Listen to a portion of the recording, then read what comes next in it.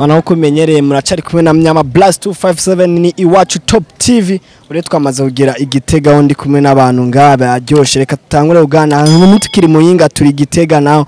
Reka manze nganiye n'uwo muntu ndi kumenga. Assalamu alaikum warahmatullahi wabarakatuh. Wa alaikum salam warahmatullahi wabarakatuh. Hano ikiganiro ciwacu ni kipindi leo USWAZI. Uno musi turi muri USWAZI ya Muyinga, turi muri USWAZI ya Gitega. So bro, uno musi tubazo tugena turaganira dukenye gusa sinzi kuri tayari kwishura. Inshallah ndi tayari. Okay, ntakubangamiye sinzi uko utangura umbwira akazina kawe. Nitwa Papier Amisi.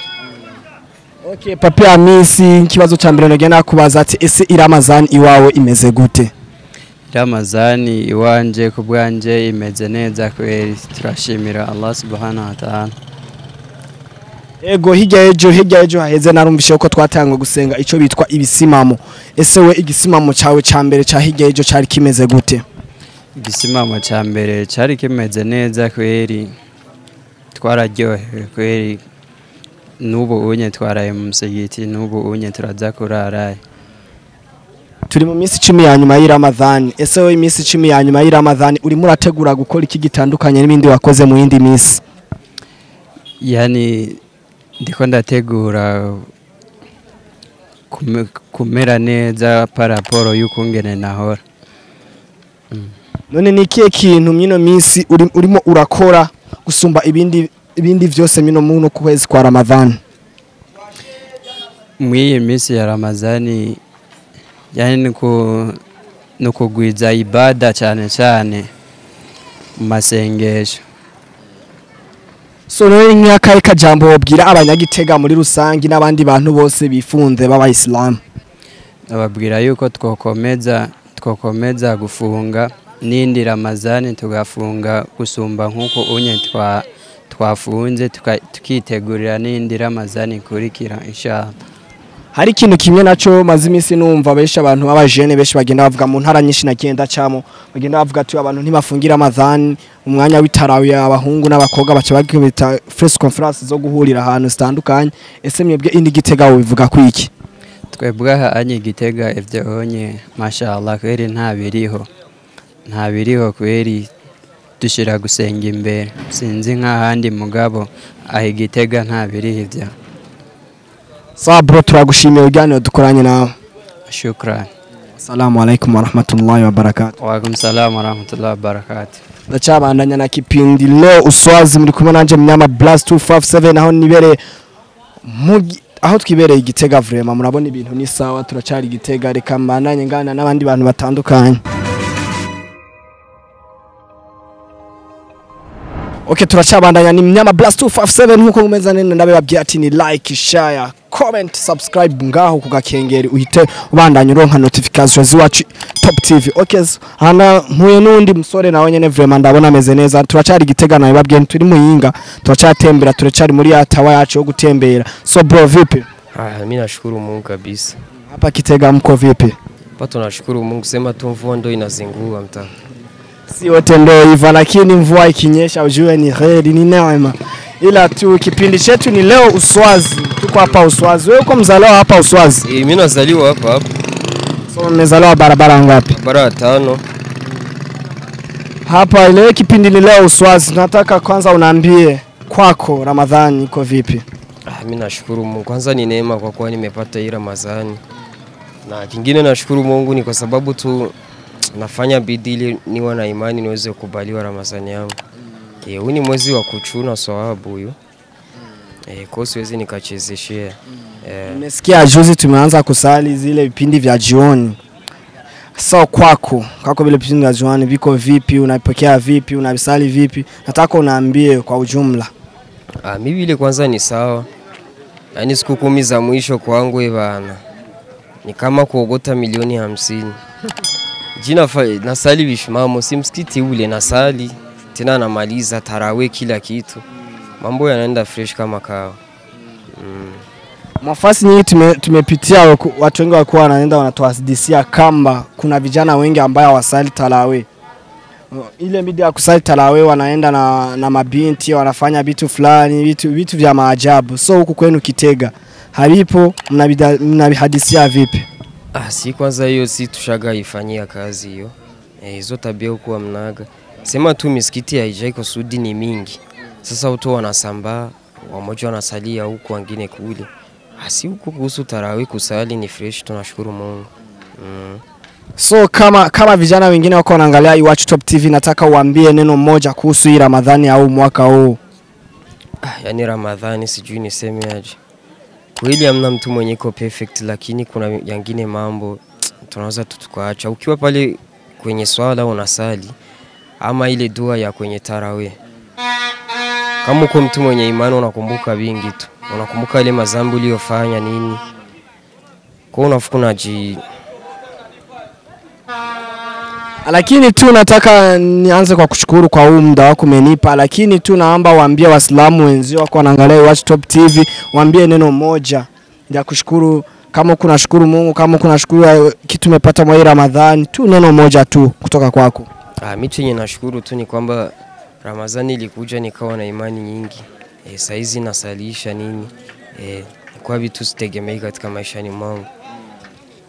Sana sana wa vijana tunaweza tukajichunga na mambo mabaya nini. Tuwe tunakimbilia msikitini kwa sababu msikiti na sala ndo kinga. Ndo kinga ya kupata pepo nini. Hata kama unataka kufanikiwa ukienda basi kusali tayari vitu vinaenda sawa kabisa. Sawa, nashukuru tena na kuombea kila la kheri tena. Asalamu alaykum wa rahmatullahi wa barakatuh. Wa alaykum salaam wa rahmatullahi wa barakatuh. Okay, niko na wabia turachaba na yani mnyama Blast 257 ni iWatch Top TV. Niko na wabia ati niberenga igitega vraiment, murabona uko igitega vraiment inzu nziza nigisagara ciza. Reka tubananye ndondera n'abandi bantu dushobora kuganira no musi nababwiye ntavyo gutaha. Yani kipindi leo USWAZI tena niko naendelea na mambo yangu kama kawaida, ni Blast 257 mnyama. Sasa niko naongea, niko na kijana hapa, kwanza acha awatambulishe yeye ni nani juu tuendelee na mambo. Vipi bro? Fresh bro. Kwa jina? Mustafa Abdul. Sawa, Mustafa Abdul nasikia ni jina la Kiislamu kabisa. So Mustafa Abdul, nataka kwanza unaambie Ramadhani kwako iko vipi? Ramadhani kabisa alhamdulillah, tuseme mashallah, tunaiendeleza vizuri, sio vibaya. Allah azidi kubariki tu katika hizo siku zinazobaki. Ramadhani kabisa iko vizuri alhamdulillah. Tumeanza siku 10 za mwisho tumeanza siku 10 za mwisho juzi, ila tunataka unaambie siku 10 za mwisho ziko vipi kwako, kunazipokea vipi, kunaendelea vipi mwa hizi siku 10? Yani hizi siku 10 bwana, naweza nikasema kuwa ndo nasikia utamu sawa saumu. Yani sitamani hata Ramadhani iishe, lakini ndo hivyo tena. Ayama madudati bwana, unaona siku chache zinazohesabika. Ndio hivyo tu, kila yenye Mungu amepanga ndio hivyo, lakini tunatamani kabisa Ramadhani iendelee, maana ni mwezi ambao unatusababishia sisi kuweza kubadilika, unaona, na kujiona tofauti na zama hizo, miezi hiyo ambayo inaweza kuwa imeshapita. Lakini Ramadhani tunakuwa ni mwezi ambao unakuja kutujenga sisi na kutufanya kuwa watu wote waweze kuwa ni watu wenye ukarimu, kupendana, kitu kama hicho. Naam. Lakini tu nataka unaambie Ramadhani kwako, kitu gani unaogopa kufanya mwezi wa Ramadhani? Yapo mambo mengi sana ambayo mtu anaweza kuogopa, anaweza kusema kuwa anaogopa. Mfano tunaweza kuchukulia kuwa labda kuna zina, kitu cha kwanza, unaona? Ndio kitu ambacho kimetawala ulimwengu wa kisasa. Zina mtu anaiogopa, labda ulevi, unaona? Unakutana mtu akiwa katika somo anakuwa na ile hofu ya kusema kuwa atafanya zina au taiba ama kuwa mlevi. Unakutana kitu ambacho kinamfanya awe na ile hofu. Hayo mambo anakuwa kama anayapunguza, japokuwa sio kuacha sana, lakini anayapunguza. Ila tu kama wewe kijana, kuna mambo mengi hizo fasi nyingi nimepitia, kuna mambo mengi walikuwa wananiambia kama siku za tarawih, ile muda wa tarawih vijana wengi hawasali. Vijana wengi hawasali, wako wanafanya mambo mabaya, kama ni mwanamke anaenda kuangalia mwanamume mle muda wa kusali tarawih. Saa huku kwenu Kitega, au unaweza kuyazungumzaje? Inaweza kusema kuwa hayo yapo baadhi ya watu fulani, yani baadhi ya vijana fulani. Wapo vijana ambao kweli ule muda wa tarawih wao ni kusali tu la ishai na kupeana appointment labda na wanawake, baadaye wewe unashuka tarawih au labda umechelewa kwenda kusali tarawih, unakuta wako makona. Hayo yapo sehemu zote, unaona? Wapo watu ambao wako hivyo, lakini sio wote. Lakini yapo kabisa. Sasa nataka utangazie neno moja kuhusu Ramadhani au mwaka, jinsi umeipokea, jinsi inaendelea kwako na jinsi inaendelea kujichunga mwa mwezi. Kwanza mimi niseme alhamdulillah kwanza kwa kuona Mwenyezi Mungu ameweza kunifikisha katika huu mwezi tena kwa mara nyingine. Kwa sababu sio yani ni neema kwanza naweza nikasema. Ni bahati, yani ni bonisi Mungu anakuwa amekupa. Unaona? Mimi nikasema tu alhamdulillah kwa sababu Ramadhani zote ni nzuri, lakini niseme tu alhamdulillah tu Mwenyezi Mungu kunifikisha katika huu mwezi. Pana mabadiliko tu fulani ambayo yanatokea katika huu mwezi. Alhamdulillah. Naweza nikasema kuwa nimebadilika kitu gani? Nimechukua ule muda ambao nilikuwa labda niko busy na mambo mengine, labda kusikiliza muziki mwekuteri nini, lakini sasa naweza nikawa na simu yangu pembeni nasoma Qur'ani au natia ekuteri zangu nasikiliza Qur'ani. Yani kiufupi inakuwa kama inanibadilisha kwa mambo mengi tofauti. Naam. Sawa bro, nataka tena unitangazie neno moja kuhusu hii TV yetu ya Iwatch Top TV. Nawashukuru kwanza sana kwa kuona mmeweza kufikiria kuja kututembelea hapa Gitega na kuweza kutuhoji maswali baadhi ya kuhusu na dini yetu sisi ya Kiislamu. Yani mimi na kiufupi naweza kusema kwa nawashukuru sana na Mungu awabarikie katika hiyo kazi yenu, mzidi kuuliza maswali ambayo ni ya kujenga jamii yasiyo ya kubomoa. Naam. Asante. Naam, na asante pia na nyinyi tunashukuru. Assalamu alaykum wa rahmatullahi wa barakatuh. Wa alaykum assalam wa rahmatullahi wa barakatuh.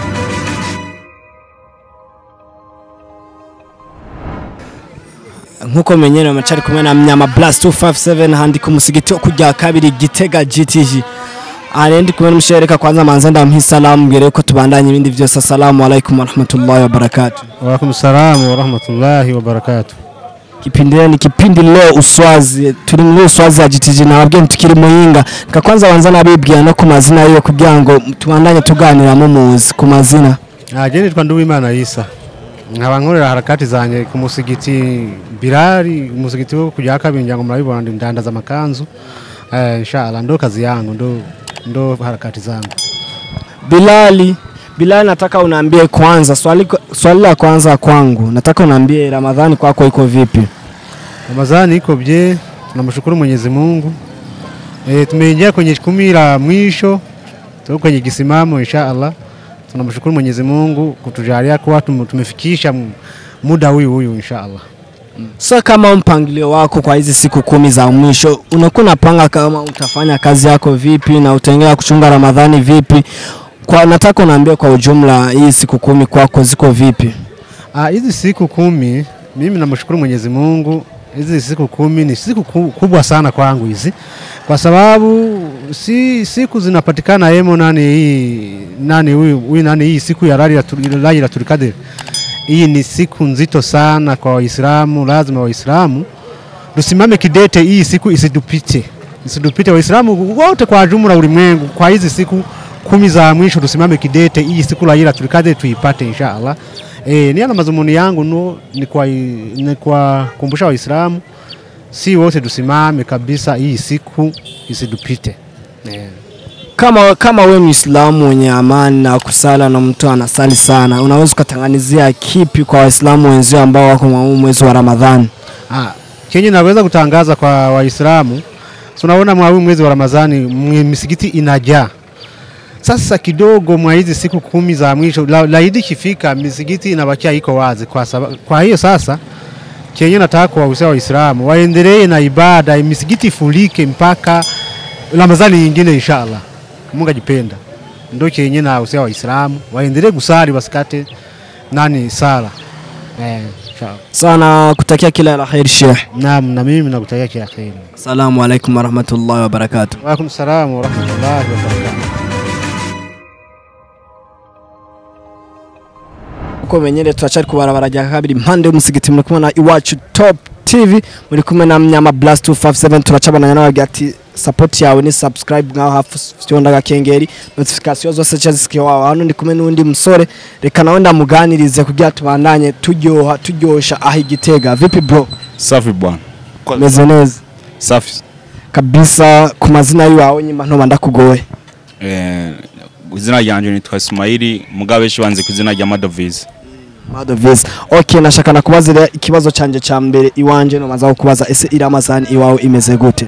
Ewana iramazani kweli alhamdulillah nafunze neza urabona n'imisi kiragenda turayihejeje ubu umuntu ariko yitegurira ride urabona ko ride yegereje abantu umuntu ariko arondera nyene kungene umuntu yitegura ko nka n'utwira ride Okay, ntakubangamiye nashaka nabwo ati mu minsi iri nyuma mu minsi ibiri iri nyuma navuga hirya yejo twaratanga gusenga ico bitwa igisimamo. Ese we igisimamo ca mbere iwawe cyari kimeze gute? Yana igisimamo kuri jewe hirya yejo cambereye neza narabyutse ndagisenga bigenda neza hama ndasubira muhira ndagidaku ndaryama amabuke ndatonda ku kazi. Ego so aka kazi kiwawe ni Ramadhani nta kintu kano kazi kiwawe ko bakakubuza nko mu gufunga cyangwa bakakubangamira bivanye nuko ngene usanga akagutwara ingufu nyinshi. Ebana ku bintu nk'ivyo kwera abari ibintu umuntu yiyumvamo kandi aba yamenyereye nta ngorane nimwe nta mpamamye nimwe ndabibonamo ni ibintu bisanzwe kwe ni kama kawaida nuko vyama nta ngorane nimwe. So twashaka tugusabe nk'akajambo kamwe ubanza kubwira nk'abayisilamu bamwe barakurikirana iwacu Top TV bifunze. Nuko no bahanura yuko akeshi nk'abantu bamwe ari abantu usanga badafunga yuko ubu boza bararaba bagafunga n'abandi nkababwira yuko boza barakwikirana no TV yanyu ndabona umenga muri bashasha ngaha igitega bakaba kwirana ku macano yanyu ayo mukorerako bagasimbiraho bakaraba. So nashaka ndakubwiye ati nkenda ndagushimira nababwiye ati urakoze ku bintu uba ubashije kumenyesha bijanye ni Ramadhan. Sawa na murakoze. Sawa, assalamu alaykum wa rahmatullahi wa barakatuh. Wa alaykum assalam wa rahmatullahi wa barakatuh. Nabwiye ndacari kujya kabiri ni Mnyama Blast 257 nakubwiye ati ntugume wibagira gufyonda ku gakengeri ngaho musi kugira wironkene n'izindi notification nyinshi zigenda zitandukanye. Nabwiye ati ndacarondera abandi bantu tugera turaganira ngaha ndabona undi musore mugenzanje nawe sinzi uko twogena n'abibwiye ko dukenye. Vipi bro? Safi braza. Umeze neza? Je kwenda shini. Okay brother, ndabona akazi karimo karagenda kameze neza ngaho uri muragakora nk'ukama kawaida. Ego kabisa. So nashaka nakubaze kwanza akazi nakawe. Cheri kwa Saimana subira. So okay Saimana nashaka ndakubaze nawe nk'ikibazo namye mbaza abandi ese Ramadhan iwawe imeze gute? Cheo ni sawa tu, juu tumeshazoea ni kawaida tu. So bro none ntikiye kintu kirimo kirakubangamira gituma kikubuza amahoro mu kwezi kwa Ramadhan? Nta na kimwe kuba narimenyereye. So bro nki Ramadhan nk'abantu benshi tumenyereye tugenda kuvuga ko ku munsi wa hirya yeje. Ese ku munsi wa hirya yeje wowe igisimamo ca mbere wacitwayemo gute? Cina citwayemo neza kuba ni ibintu sanzwe menyereye ndakunze kuja mu itikaf nawe uyu mwaka byashise sinaja mu itikaf rero mandemenyereye nta mpambo nimwe yabaye. Ese we nkawe ni nk'iki kintu wabwira abayisilamu muri rusange bifunze?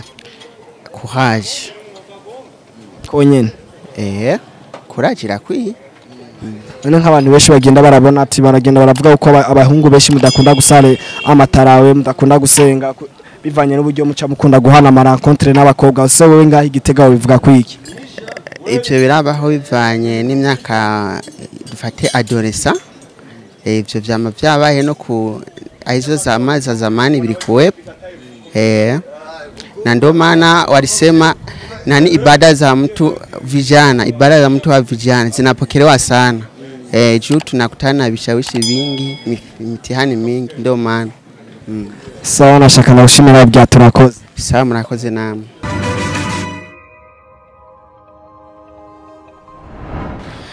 Nkuko nabagenda cyabana n'ababyati mwandanye mufyonda subscribe ngaho hasi nagakengera kugira ibiganiro mwandanye kugena mu bisabikanya n'abandi. So nunguko nababya turacari kujya kabiri ku musigiti igitega ndi kumwe na shehe wanje ngaha reka nawe nkuko twagiye turagana nawe ndamuganirize numve nawe ibintu agenda mbwira agenda aranyungura ubumenyi kwi Ramadhan. Assalamu alaykum wa rahmatullahi wa barakatuh. Wa alaykum salam wa rahmatullahi wa barakatuh. Shehe kabisa uno munsi ndabona ndagusanze no kumusigiti Imana yanjariye. Nashaka ndakwisabire kwanza banzu ubwire abantu badukurikirana abayisilamu n'abatari abayisilamu bakurikirana iwacu Top TV amazina yawe. Alhamdulillahi rabbil alamin wassalatu wassalam ala ashatil mursalin nabiyina Muhammad sallallahu alayhi wasallam wa ala alihi wa ashabihi wa salim tasliman kathira. Kwa mazina je nitwa Yusuf Hassan Bilali okuri umusigiti ni Masjid Bilal ibn Rabah. Okay, bababwiye ati nkuko ababwiye mu mazina nashaka renda basabe rero abantu mura kwikirana iwacu Top TV kari cagiye cyo kugura amaso she nkuko nagenda bibazana tubazo dukenye cyane ariko reka natugire ko mvuga nk'akabazo ka mbere nakunze kwaza abantu benshi bagiye barakanyishura ati ese wowe iramazani iwawe imeze gute? Mu by'ukuri ikintu twagomba kumenyesha abantu kwanza nuko Ramadan ari ukwezi kweranda, ukwezi kw'imihezagiro, n'ukwezi uzurabe mu misi iheze Ramadan itarinjira mu kwezi kwa Rajab canke Shaban abantu bararira cyane ubukene, urabona ubuzima bumeze nabi, ariko ubu no guha ikizero yuko mu bantu bahora barira ubu bariko urabona yuko hari akantu k'akarusho kinjiye muri uku kwezi kwa Ramadan. Bimana abantu bose baroroherwa, hari rehma Allah ashiramo muri uku kwezi. Bya vyimviro warubona kwa bya vyintuze bigoye, bya bwa buzima bugoye twaruducamwo ukazibona kumengo buroroshe. Kesha kibazo canje ndibaza wacishiye nkuko nabishaka wanababyiye abantu muri rusange reka nakubariza kabazo ka kabiri turi mu misi 10 ya nyuma. Misi 10 ya nyuma isaba yuko umuntu akora banshi batwage twaganeho bambye ati ni misi bafata nk'inzahabu, ni misi banuba, ni misi ifise vyubahiro. Ese we ino misi 10 ya nyuma iwawe kwanza ivuze iki?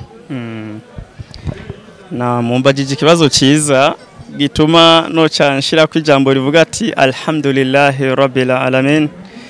Ku buryo bw'uko i Ramadani Rasul sallam atubwira yuko irimwe imico 3.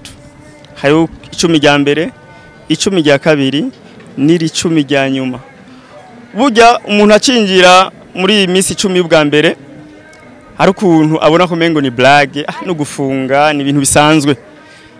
10 rya kabiri agaca atangura kubura ati bwa bundi ya misi nariko ndafyinata irikiragenda, ageze muri 10 rya gatatu rero ni rya 10 Imana ikubwira ati kora. Rasul sallam hageze mu bihe nk'ibi yarafunga igikoyi kabisa gakaza akavyura abagore biwe akababwira ati ubu rero harageze ko dukora ibada.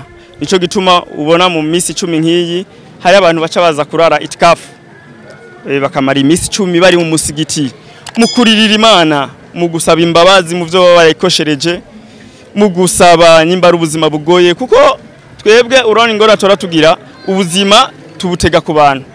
Na Imana yabwiye ati ni munsabe nzoba, uzonsaba nzomuha. Iyi niyo ya misi Imana yatubwiye ati saba ivyo mumva mushaka, imbabazi, ubuzima, ivyo wumva arabagwaye, kuko iyi somo Rasul sallallahu abwiye ati nimwafunga iza kubaha afya. Abari bagwaye benshi usanga bameze neza. Imisi 10 rero no hanura n'abandi yuko batofsinata. Abafise uburyo bwo gushobora kuvyuka kiyamu online bavyuke. Abashobora ikintu cyose ushoboye gukora kubw'Imana ugikore muri imisi 10 ni ya misi Imana ikunda, kuko nyimba waratakaje muri rya misi 20 bwa mbere iyi misi ya nyuma ntuyitakazemo. Ko benshi hari abenshi usanga mu mutwe wabo bariko biyumvira gusa ivyo bazoronka ku ilaidi, ivyo bazojya ku ilaidi, mbwa ntibiyumvire ikintu baba barimwo kurondera muri iyi misi 10. No basigura yuko cyane nk'aba bantu bari barafyinase ugasanga bafitanye beef, nibareke basaba imbabazi bishiremwe yuko ari Ramadan ya nyuma, kuko iyi misi 10 Imana idufashije tukayiheza. Hitwizere yuko hari indi Ramadan izodusanga tugikomeye. Wabillahi tawfiq. Sashe ndagushimiye kubwo busigura umpaye. Namje ndashimye kubona wampaye akanya ko kuyaga. Assalamu alaykum wa rahmatullahi wa barakatuh. Wa alaykum salam wa rahmatullahi wa barakatuh. Nuko mugenda wabya ati iwacu Top TV ni Mnyama Blast 257. Ndabya ati nawabya no musnari ku mpande y'umusigiti. Ndiko nabya ati twari Gitega ni twari Muyinga, reka ndabya ati kiganiro canje cyo umunsi nashobora gati ko no tenga Igitega tukazosubira kundi munsi twatatse mu yindi ntara. Ndabya ati mugira ibihe byiza, Ramadan nziza, itegura live nziza. Assalamu alaykum wa rahmatullahi wa barakatuh.